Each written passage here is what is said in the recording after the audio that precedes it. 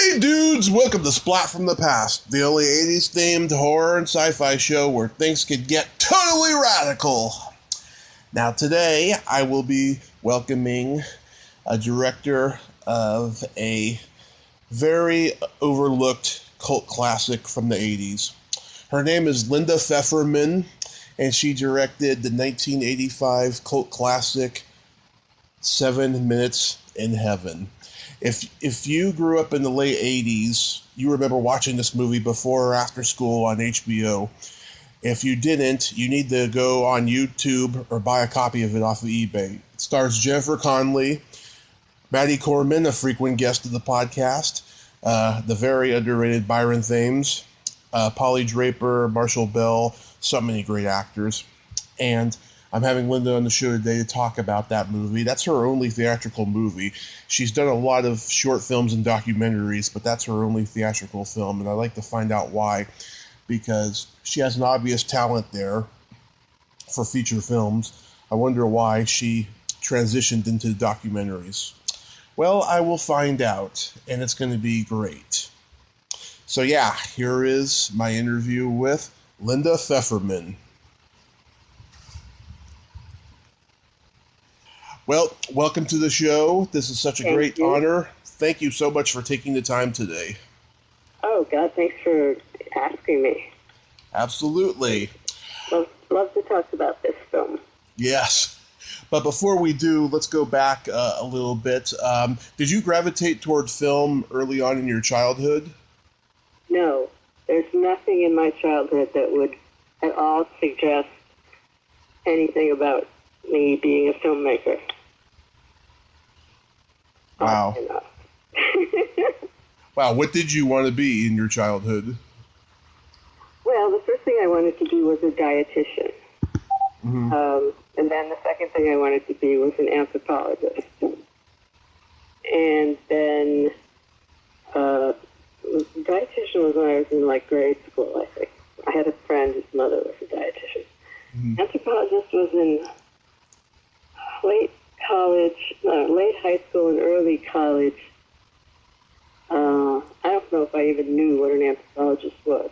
That's what I wanted to be. Wow. And then, how did it happen that I got interested in film? Oh, I know. Would you like to hear the story? Of course. All right. So I started out at the University of Michigan, which was a place both my parents had gone to and met at, and my brother was there, and it was 1967, to date myself. And I was going up early for freshman registration. And so my brother was still at home. He was a senior that year, and he wasn't going when I was going. So he said, well, make sure that when you sign up for classes, that you look for the great teachers. It's not really about what the course is about. It's about the teacher. Mm-hmm. I thought, wow, I never would have thought of that. That's pretty wise. So I said, well, you're not going to be there. How will I know who the great teachers are? And he was a member of a fraternity. He said, just go up to the house and, introduce yourself and just ask someone who's teaching, great freshman courses this year. What great teachers are teaching the beginners freshman courses.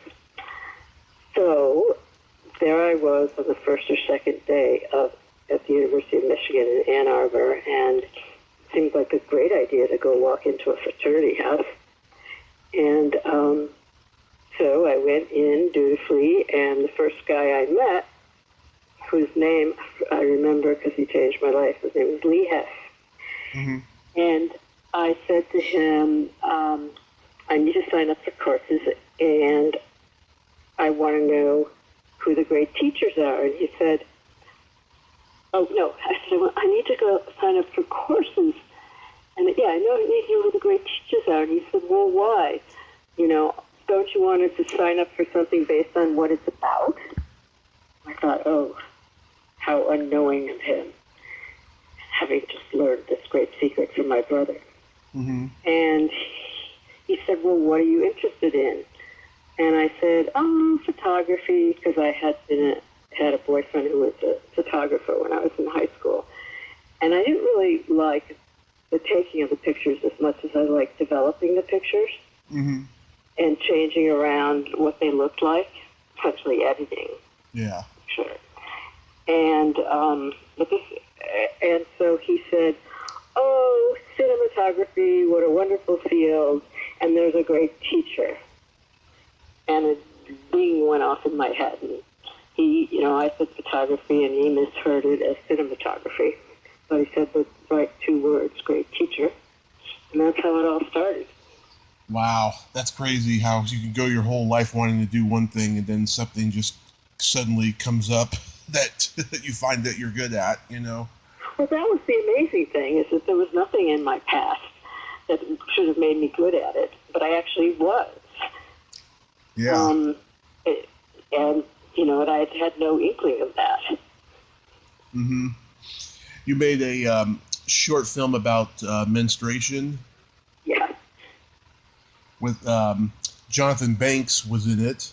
John was in it, yes. It was his first film. I don't know if I knew that at the time. Yeah, he was on Conan O'Brien's show a couple years ago, and around that same time, he had been like in a tampon commercial, and they showed a clip of it. It was so funny, just finding this out about the menstruation film, and then finding out about the tampon film. It's just so ironic. Yeah, I don't remember the tampon commercial. I'll have to look for that. Yeah. I ran the Conan thing. After I saw him, he was on John Oliver. Mm-hmm. In a similar situation. That was really crazy. I hardly ever watched John Oliver, though we loved him on the Daily Show. And for some reason, one night we turned on John Oliver, and there is Jonathan Banks with a bowling ball, which was the first scene in my film with him in it, talking about menstruation. And I'm like, what in the world is going on? Why would I turn on, major television show and see my, 1974 film on menstruation looking right at the eye? And I was just completely shocked. And it turned out John Oliver was doing a show on sex education films. Oh, okay. I thought it was a tampon commercial, so it was exactly that I saw. Yeah, exactly. Yeah. Okay. And I stand corrected there. The weirdest thing about that was that my film was a satire on education film. Mm-hmm. It was an educational film. And they were taking it as if the film was totally serious and how silly it was. It was meant to be. Mm-hmm. And I thought, how interesting that these guys and women whose livelihood is parody and satire didn't get it. Yeah. It's crazy. Yeah. And then you did The Girl with the Incredible Feeling. Yeah, about Liz Tweedos. Mm-hmm. How did that come about? Well, I knew Liz from childhood. She had grown up in Buffalo, where I'm from, and her parents were friendly with my parents. And then at a certain point when we were like, I think I was 13 and she was 11 or 12, my favorite uncle married her first cousin. Mm-hmm. We were both in the wedding together. We were like the junior bridesmaids. And, I just had always known her, not well. But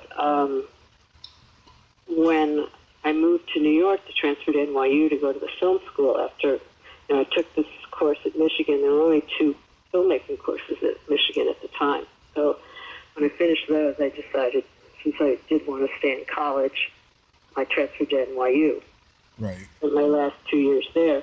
And toward the end of that time, Liz was living in New York. And my mom told me that. And her mother had just passed away. And she said, it would be really nice if you called her. So I did. We got together. And during that time, we actually started talking about making a film together. And then we're talking about how I could probably get the grants for filmmaking grants, and she could probably get music grants. Mm. And we could put together, a budget. Right. So that's how that started. I was lucky enough to just have known her. Mm-hmm. And then, were you an intern on the Blues Brothers? I was. It was an AFI, American Film Institute internship. Yeah. That I got right after I made the menstruation film, which they understood as a satire. They thought it was a riot at American Film Institute, and so they gave me an internship. And funny enough, I mean, my first choice was Mike Nichols. Mm-hmm. And but they showed him the menstruation film, and he didn't like it, or he didn't respond to it. And it was going to be on, what was this film with Art Garfunkel and Nicholson? Oh, Carnal Knowledge. Yeah, Carnal Knowledge. So I didn't get to do that. And I happened to be in L.A. at the time I heard. I was living in New York this whole time. Mm-hmm. And I walked into, I think it was the Warner Brothers, the commissary.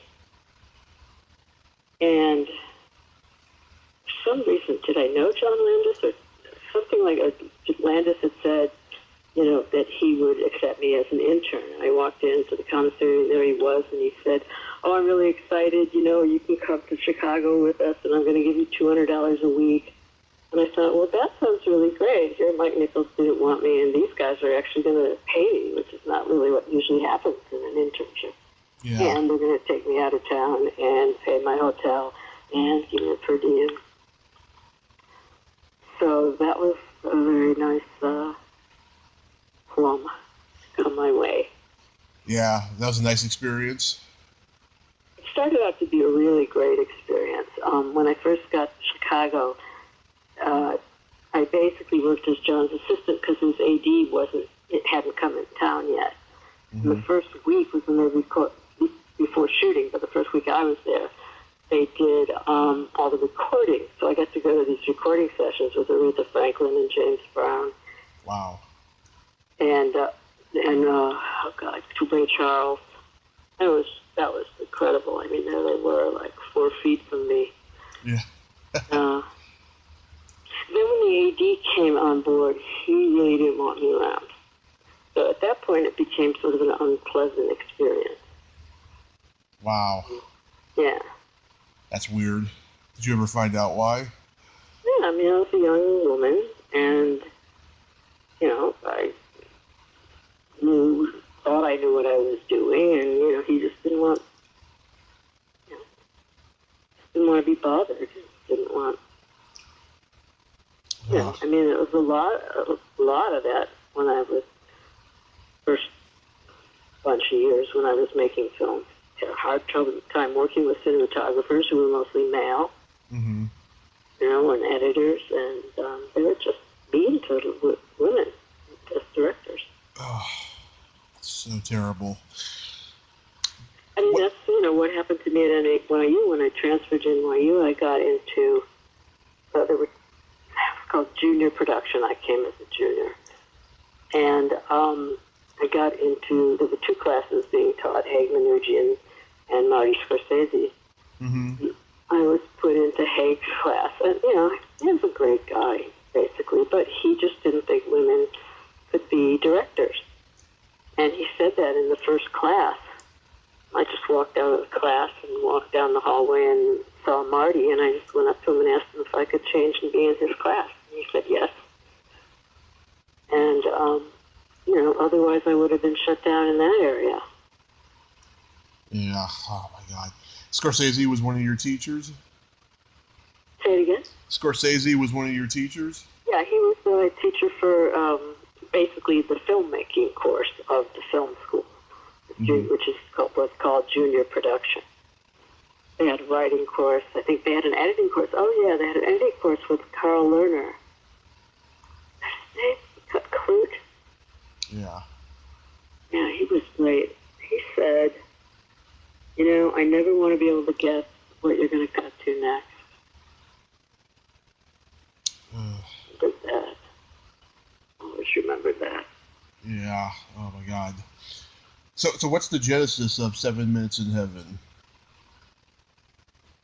7 Minutes in Heaven. Oh, okay. Okay, well,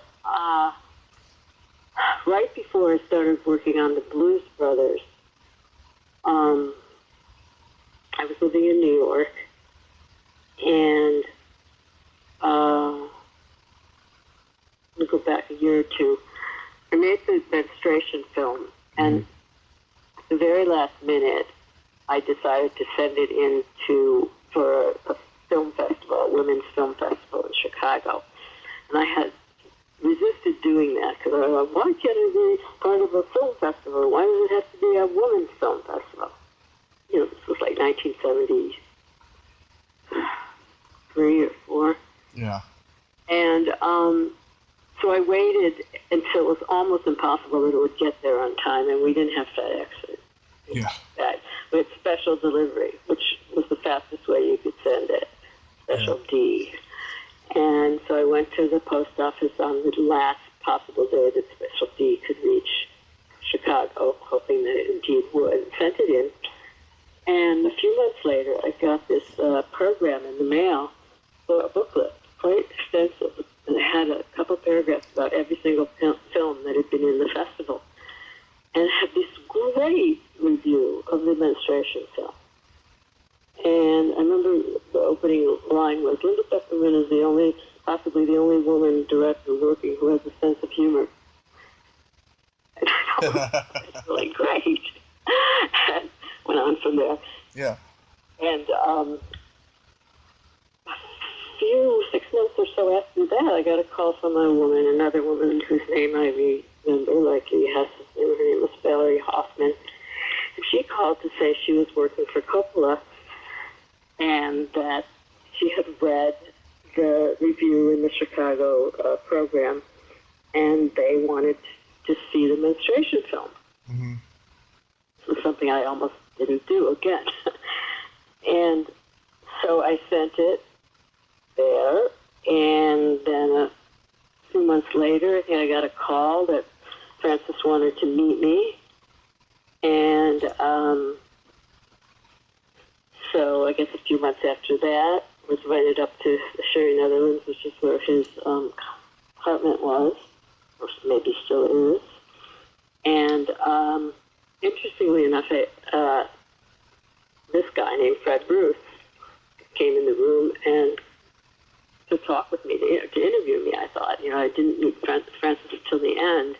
Mm-hmm. So it's so strange because Fred, he didn't really ask me anything about film. He just asked me about myself and my life, and which was like a great idea because he, just got to see who I was and what I was like and all that. But at the time, it seemed odd to me that it wasn't film oriented. I didn't really know that Fred was still a great casting director, and that he had discovered all these people like Tom Cruise and like Harrison Ford, mm-hmm. and Nicholson was his roommate or something like that, and not Penny Marshall, who was her partner in Laverne and Shirley. Cindy Williams. Cindy Williams, and I mean the list goes on and on. And actually, it turns out that he was the guy that suggested Brando for The Godfather. Yeah. Was bringing him out of a very long, perhaps unwanted retirement. And The Godfather 1 was just brilliantly cast. Mm-hmm. And Fred did all that, and after that, he became Francis's producer. And he still works with Francis as a producer. He works with Sophia. And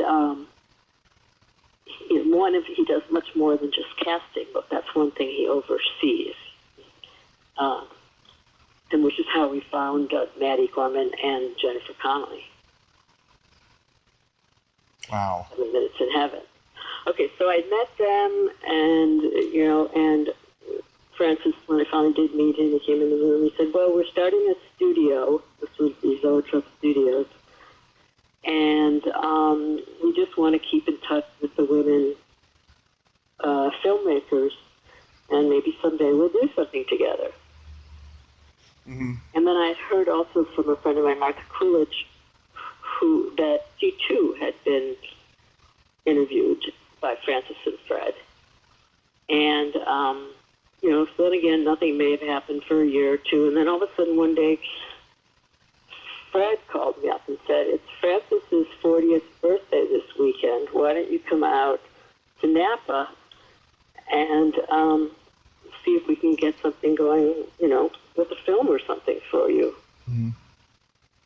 So I found a cheap plane ticket and flew out to the Napa Valley, and I had a friend who lived there, so I was able to stay at his house.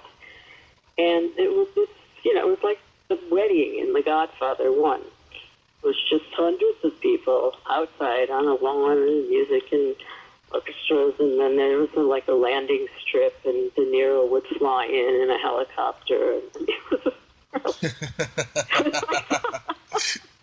oh, my God. I stayed for the whole weekend, and at that time, Fred introduced me to a woman named Lucy Fisher, who they ultimately selected to be the head of production for Zoetrope, the studio they were starting. They bought this studio in out of like old Hollywood. Mm-hmm. That was Palmas Avenue. I can't remember was it the Goldwyn studio? Maybe it was the Goldwyn studio. So anyways, during that weekend, Fred talked about, he had read this book called The Teenage Body Book, which was something that had been put together by a group of feminists to talk to both young girls and women about, their bodies and what it was in real terms, and, no innuendos or anything like that. Just all part of, hey, we're women, we should know about ourselves. It was the 70s, the women's movement. And he, for some reason, had read this thing, or someone had given it to him.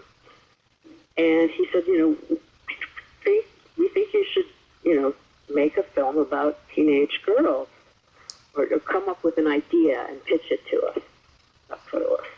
Yeah. And so I went home from there, and at that point I was living across the hall from Jane Bernstein, a writer, and became my co-writer on 7 Minutes in Heaven.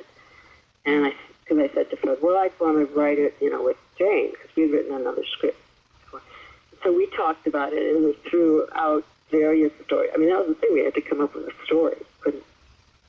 Can't use the Teenage Body Book as stories. It was information told in a very nice way, but there was no characters or anything in it or plot. Yeah. So we just, we just threw out a bunch of stuff and ultimately came up with this idea of the two girls, Holly and Natalie, and their best friendship, which got interrupted by Natalie becoming a little more adult and more popular with guys. Mm-hmm. At the time, it was too early for Holly was too immature. Yeah. And then another bunch of months passed, and Fred wanted us to, we were going to pitch it to him and Francis. And turned out that I was already off in Chicago working on the Blues Brothers when I got a call again, hey, want to pitch this to Francis tonight? Yeah. He's in New York.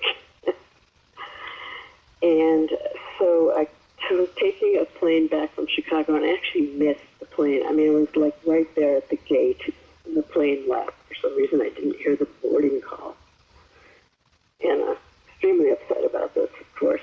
Mm-hmm. And then it turned out I got another plane, went back to New York, and Jane at the time, who was going to pitch this with me, was pregnant, and she wasn't feeling well, and so it turned out she wasn't going to come to the pitch, which was very frightening for me, because she's like great at that kind of stuff. And so Fred took me over to the Sherry Netherland to pitch this film to Francis at like 7 o'clock on a Saturday night.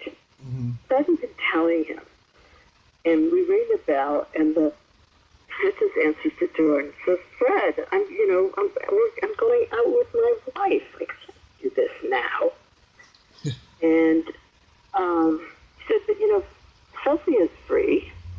Sophia Coppola, why don't you take her to the movies? You guys go out to the movies and take her along. And there was this teenage movie right across the street from the Cherry that time. It was Feferman something or other. It was a French movie.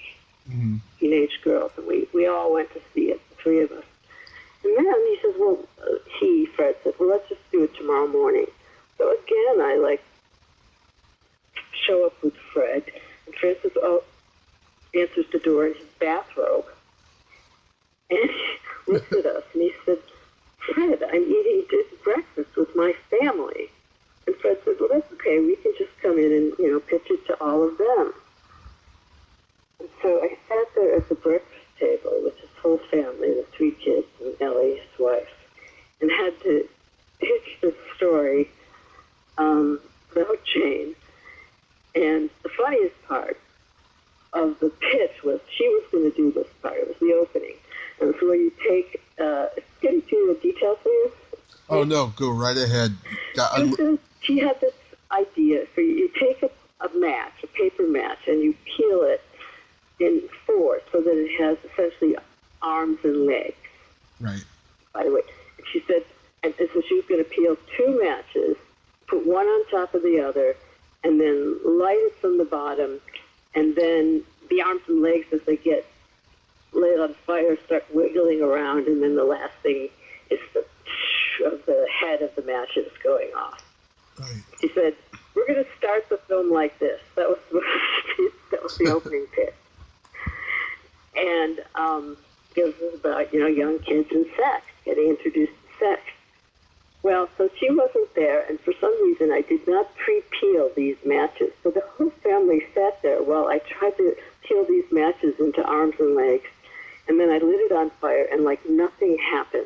So then I had to go through the whole thing again, the entire family looking on, and it kind of fizzled. It kind of flared up at the end, but it wasn't particularly a wow like I had expected, like we had planned. And then I, went on to explain the story. Mm-hmm. And Francis looked at Gio, his eldest son, who very unfortunately passed away right when we finished the film. And he said, Gio, because it was about 15-year-olds and Gio was 15, he said, Gio, do you believe this kind of story would happen, that a guy and a girl, would live together for a little while his parents were out of town, or her parents were out of town, and all that? I'm thinking, oh God, Gio Coppola, he's like a really sophisticated kid. He flies first class all over the world, girlfriends. Yeah. How is he going to relate? My fate is in his hands with these normal suburban kids in America, white America. That sounds like a realistic story. And he thought for a minute, and he said, yeah. So Francis said, okay, well, let's do a development deal, and we'll do a first draft on the script, and we'll go from there. So that's how that came about. Wow, that is crazy. And then I flew back that day to go work on the Blues Brothers again, or be meanly treated on the Blues Brothers again. So this was like a 5-year project. Which? For 7 Minutes in Heaven? Yeah. Oh, yeah, that's right. There's this whole other part of it. Right. He said yes. And then we wrote it, and Fred didn't think there was enough sex in it. Yeah. Then we wrote a really, I would say, pornographic version of it. And by that time, Zoetrope was in financial difficulty. Yeah, so a couple years were going on during all this, and we never gave it to him. And they went out of business, and we just put the script in a drawer. There was no computers. Yeah. Had a copy typewritten thing of it with lots of X's and arrows running through it. And I went, it was in 1982 by this point, I went and I lived in Japan. I got a grant from the National Endowment for the Arts as a filmmaker to go live in Japan and study Japanese film. And I kept in touch. Fred and I were friends by that time, and I remember writing him and back and forth a few times. And toward the end of my year in Japan, he wrote me and he said, what had happened, Valley Girl had come out and Fast Times at Ridgemont High. Right. Those were like the first two teen movies of the new generation. He said, whatever happened to our little teen script? These are his words. Right? They're making these kind of movies now. Yeah. And so I said, well, our little teen script is in a drawer, and it's got, it's not readable because we did an edit on it, and then we never retyped it. And I said, and I don't really feel like retyping it. If you want to pay for us to hire us, yeah. Oh, I would too. God, and he did. Oh, man. Yeah, I would say that too. God, I think about my youth and what an idiot I was sometimes. How ballsy I am. So stupid, God. It worked. It worked, yeah. And so he read it and he liked it, and he said, well, next time you come out to California, we'll go around and pitch it to some studios. And at that point, Lucy Fisher was now the head of production at Warner Brothers. Mm-hmm. So I had a boyfriend that lived in L.A., so I would come out from time to time. So I did come out, and we went to a bunch of studios. I can't remember any of them. I guess and then we went to Warner Brothers last, and she was very receptive. She had a fair amount to do with the script when it was a zoetrope development deal. Mm-hmm. And I remember that the character of Natalie, she had a lot of input into that. And Jane and I always thought, well, she's making it into herself. That character is Lucy, who went to Harvard and was the smart girl. And so she had a stake in it. And she got, who was it? Bob, and she got Mark Canton involved, who was her boss, and Bob Daly. What was this show? I can't remember. Anyway, she got the studio to say yes for a $2.5 million budget, which was, or $2 million, $2 to $2.5, which was a decent amount of money in those days. Yeah.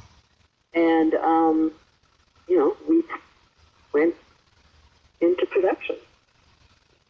Wow. Did Warner Brothers give you any specific notes? Make it funny. Well, she gave me notes all the time. Make it funny. Make sure it's funny. Ha ha, funny. She would say. Well, it certainly is that. I mean, I love how in the first shot of the movie, Maddie's describing penises. Yes. That's so funny. That's a scene that we wrote at the last minute when we were in the middle of production. We actually had a different first scene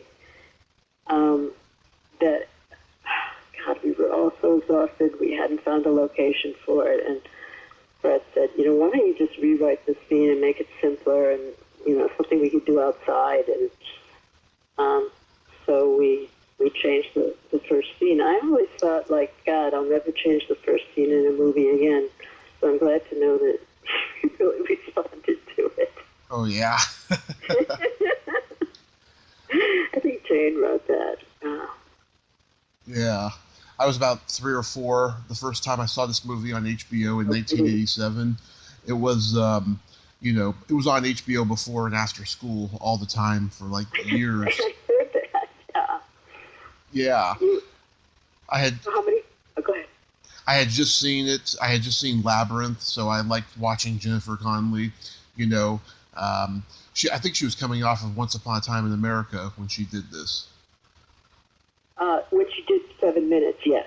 Yeah. That's how Fred found her. And then she did Labyrinth right after. Right. Yeah. Because I remember Jim Henley coming into the editing room to look at footage of her. Yeah. How long did it take to shoot the movie? In Henson. Say it again. How long did it take to shoot? To shoot 7 minutes, yeah. I was thinking about that the other day because I knew you were going to ask me that question. I feel like we had 5 6-day weeks, or maybe 6 6-day weeks. But it was, again, it was fairly generous. People are shooting these things. Well, they're shooting hour-long, fabulous dramatic television in 11 days, and we really had a decent amount of time to shoot it. Mm-hmm. Yeah, because I think Maddie told me it was like a month and a half or something. Yeah, I think it was 6 6-day weeks. Yeah. Why was it shot in New Jersey? Well, it was set in the suburbs, and the New York suburbs, Larch Mountain and Merrimack, and all that. Those drives were much longer because there was a lot more traffic in Manhattan. We were doing it out of Manhattan, that's where I lived, and so it was much easier to drive through the Holland Tunnel and get to New Jersey. It's much faster. So because, your day with your crew starts from the moment you get in your car and drive to the location. And so if you're going to spend an hour and a half getting to locations twice a day, 3 hours, then you've got like a 5-hour shooting day. So any time you can save is really valuable. Mm-hmm. And I can't remember how long it took to get to New Jersey at various places we went, but it would be more like a half hour, 45 minutes. Yeah. You got some very talented actors in the movie. I mean, you got Marshall Bell, Polly Draper, Spalding Gray. What was he like? God, that was amazing. Well, first let me just say Polly was so great. And I see her on different parts from time to time. She's so fantastic. And Marshall, this was his first movie. And Marshall was a close friend of Francis and Fred, because his wife, Milena Cananero, always did the costumes for Francis's movie. Milena's like won 6 or 7 Oscars for costumes. Spalding Gray, wow.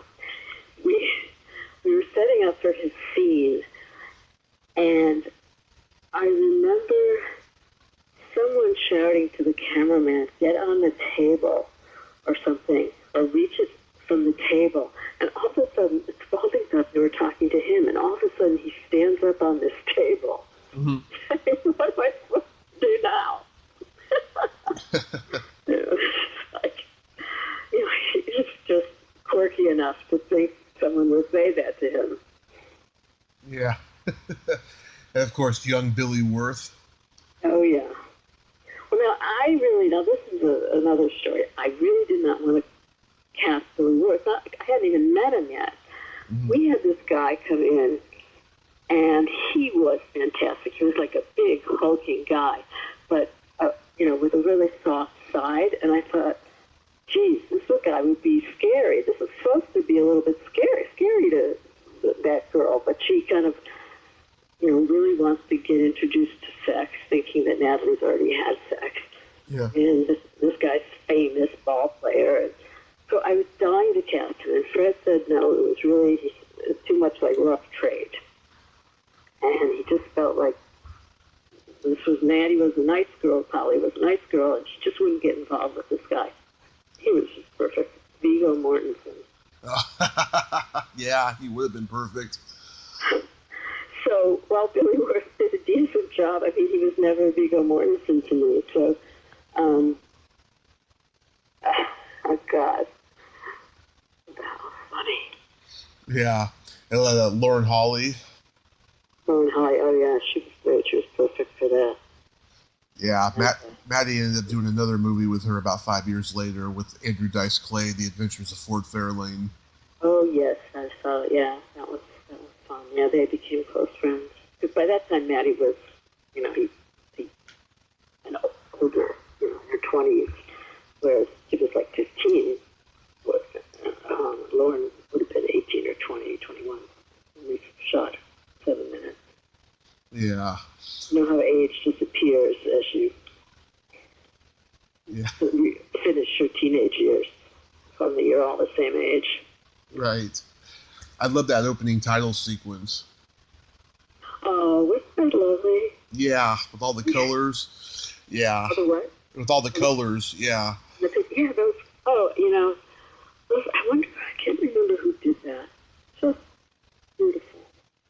Perfect pictures with just that smear of color. Yeah. And of course, we got that taboo scene where Maddie ends up in Terry Kinney's home. And yeah. Go ahead. I was just going to say, because when I listened to your interview with Maddie, one of you said that I thought it was almost pornographic or something like that. Oh, no. I said it's, the whole scenario is creepy, right?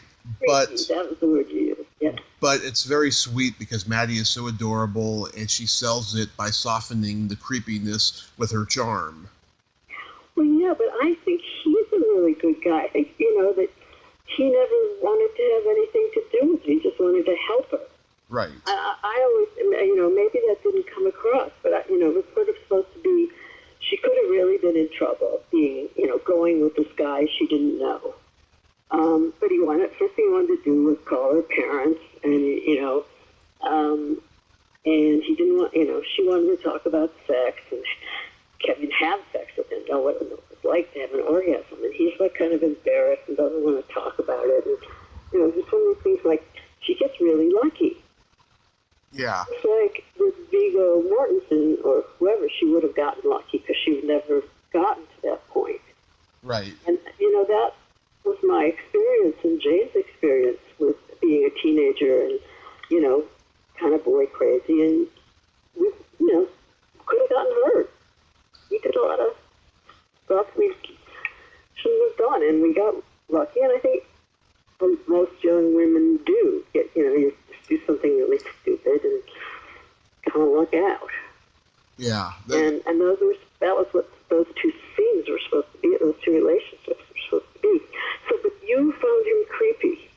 I did not find him creepy. I found the scenario creepy of, the two of them talking about orgasms, and then, he gives her a kiss. Well, she begs for a kiss goodnight, and he kisses her on the cheek. Yeah. And then she grabs his head to kiss him on the lips. Yeah. I beg your pardon. But the other thing that one of you said in that interview that puzzled me was you'd never see anything like that today. And it's like Girls, which went on for 6 years, was exactly that. Rita Dunham's Girls. Yeah, I never saw that. Oh, really? No. Yeah, and they have sex with all these people, and it's very, very, you see it online. Mm-hmm. Lena Dunham, half naked, plays tennis with Patrick, I can't remember what's his name. He's a great, wonderful actor. Yeah, I mean, when I saw that film, I thought, oh, God, someone's done it. I'm that serious. Someone's really done it. Yeah. Did Warner Brothers believe in the movie at all? No, but that's because it was missold to them. It was they were expecting a raucous teen comedy. And the title, 7 Minutes in Heaven, misled everybody. And I didn't want to call it 7 Minutes in Heaven because it didn't have anything to do with that. And Warner Brothers tested it, and they said it tested the highest of any title they'd ever had. So, of course, they wanted to call it that. And when they first got the film and showed it to the ad pub department, people were going to market and everything, everybody just looked at it and said, this isn't 7 Minutes in Heaven. We can't sell this. Wow. It's devastating. And then someone suggested showing it to the TV department, and he watched it, and he just loved it. Mm-hmm. He goes, what is wrong with them? Why can't they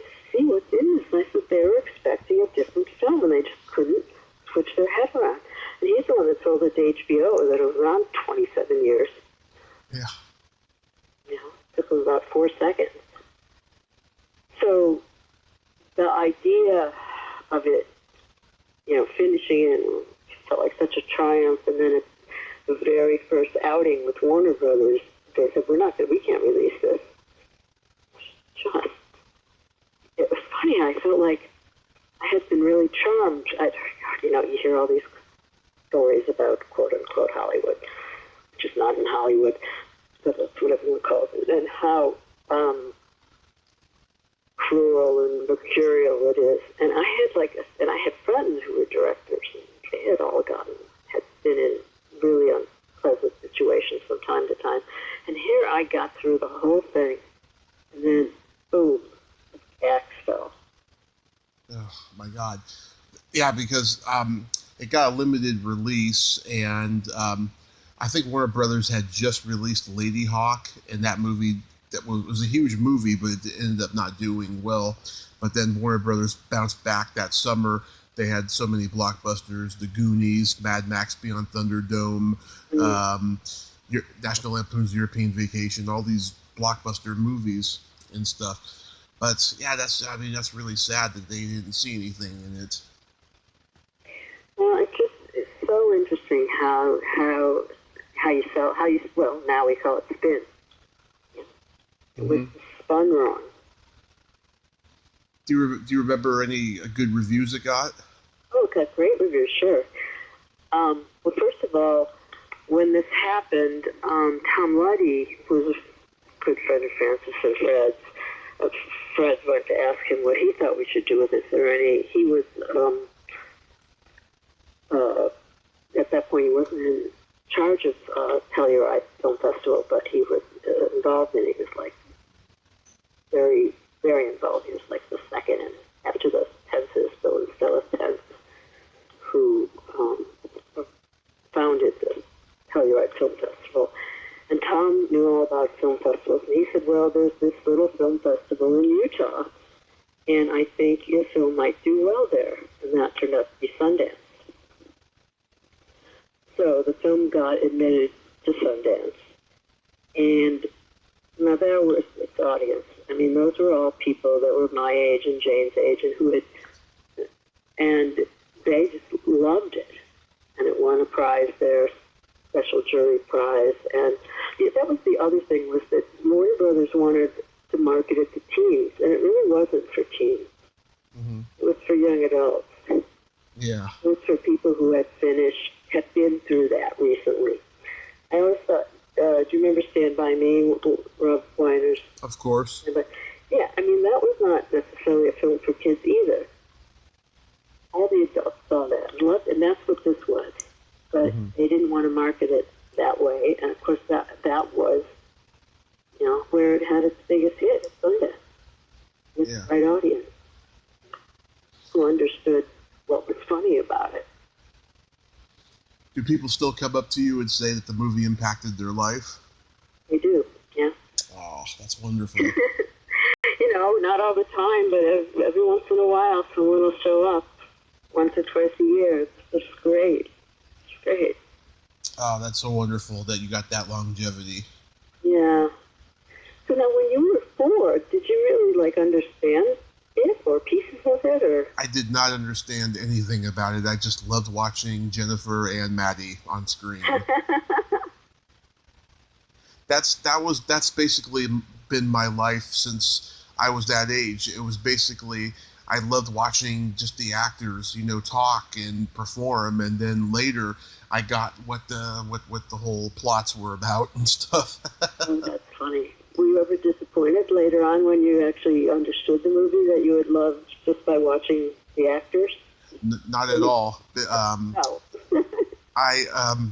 There was a lot of years where I didn't see the movie, and then when I was about 13 or so, I went back and revisited it, and I was starting to understand things, because I was going through puberty at that time. So, right. No, not disappointed about it at all. I still love the movie, Mm-hmm. And what about the other films that you had seen at that time that you loved but you didn't understand? Did you find them similarly when you saw them and could understand them that you had been dead on about them? No, I've never been disappointed, really. That's good. Yeah, I've just always been just a movie lover. I always have been. You know, they've gotten me through some very bad times in my life. Mm. So after you did that movie, why did you transition into documentaries? Did you not have a desire to do another film? Oh, no. Two things. Jane and I had planned on writing another feature during the editing of 7 minutes. Mm-hmm. But I had a lot of trouble with the editor, and I really wanted to stay in the room, and so we never did that. So I never had another project ready to go. And my agent, Bobby Thompson, who's retired, but took me to meet everyone, and everyone would say, well, what do you want to do next? And I would say, I don't know. I don't have anything. Do you have anything? So ultimately, I just couldn't get another movie. And at that point, I had moved out to L.A. and given up my apartment in New York, my rent-controlled apartment on Grove Street in the West Village. That when I moved in, it was $88, and when I moved out in 1996 or whatever, it was like $300. Yeah. So, and I just needed work. Mm-hmm. A couple of years trying to get something going, and I couldn't. It wasn't now, which particularly, thank God, friendly to women. Yeah. And I remember reading a poll in Variety at one point that of the people who won prizes at Sundance in the 1990s, or whatever, early on, only like 17% of them ever went on to make a second film. Mm-hmm. That's so different now. It is. Almost everybody makes films. If you're in Sundance and you can get that promotion and those audiences. So I was really out of money, and I remember seeing this. I used to read Variety every day, Mm-hmm. and I was always looking for a job or looking to hear about something going on. And they had a small section every day of like classified ads or typists, of script typists and things like that. And every once in a while, like I noticed once a year, there would be someone would put an ad in looking for a director or something, not a feature. And I said to myself, next time I see that a classified variety for a director, I'm going to answer it. It took about 6 or 8 months for that to roll around again. And one day there was classified from KCET, which is the PBS station in LA, and they were a quote equal opportunity employer unquote, and they were looking for a producer director for a series they were doing on astronomers. It was a 6-part series. And it was sort of like the Chicago Film Festival. I go, I don't want to do that. Mm-hmm. And I waited till the very last day, possible day, and I couldn't even mail in my resume. I had to drive it over. It was that late. And that night, I got a phone call from the executive producer of the series, a guy named Peter Baker, who said he would like to meet me, and we met, and he offered me the job. Wow. And it was like, that was easy. After everything being so hard, Mm-hmm.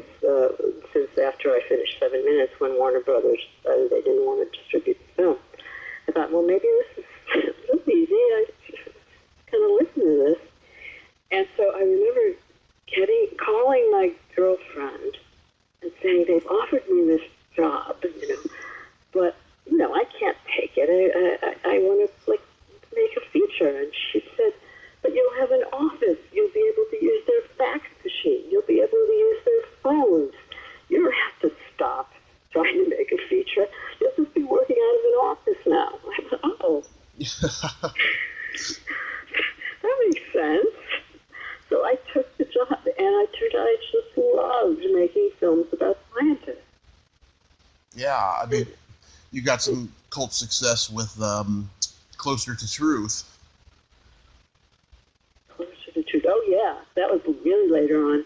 Mm-hmm. The first one I did, though, in many ways, I feel was the most successful. It did get nominated for an Emmy, but the thing that was really great about it was that I made it about two men who were just at the beginning of a project to discover gravity waves, and which no one really knew very much about. And one of the scientists, Kip Thorne, talked about how he likes to get into a field early, develop it, and then get out and move on. Well, Kip won the Nobel Prize for gravity waves about 2 years ago. Mm-hmm. And, this was something that before it was even practically a subject in astronomy, I got to make a film about. And then it turned out to be this tremendous triumph that was, lauded all over the world for the discovery of gravity waves, which they had to make this, they had to make 3 detectors, which is another word for telescope, sort of, not a visual telescope. And each one had arms, 2 arms that were 3 kilometers long. And so if one of a magnet at the end of one of these 3 kilometer arms moved, and it moved on the three different telescopes, which were all over the world, and they all verified the same movement, that would be proof that a gravity wave had just hit the detector, and that gravity waves indeed existed. Gravity waves were a conjecture by Einstein that space moves, and when stars blow up and black holes appear and various large astronomical events occur, that actually the fabric of space, gravity, moves through space. Strange, hard to understand concept. Yeah. And it turned out to be true. They found it. There was no guarantee. It was just a theory of Einstein that Kip and others believed was true. And I remember they used my film to go to Congress and they needed billions of dollars for this. I remember at one point they got a grant from, I guess, NASA or something, because they being helped by showing the film to the senators. Wow. That you've made it. So then I just really didn't look back and just made science films for a long time. Yeah. It was such a relief. Do you believe in UFOs? No. No. I believe there's life on other planets, but I don't believe that anything has come here yet. Yeah. There's got to be life in the universe. I'm not, there might not be any life in the Milky Way, but I agree, absolutely. Are there any projects you want to do after the pandemic? Well, funny enough, I've been working on another feature for a few years. I wrote another feature called Four Corners about a young girl and her mother, and the mother never wanted to be a mother and has kind of,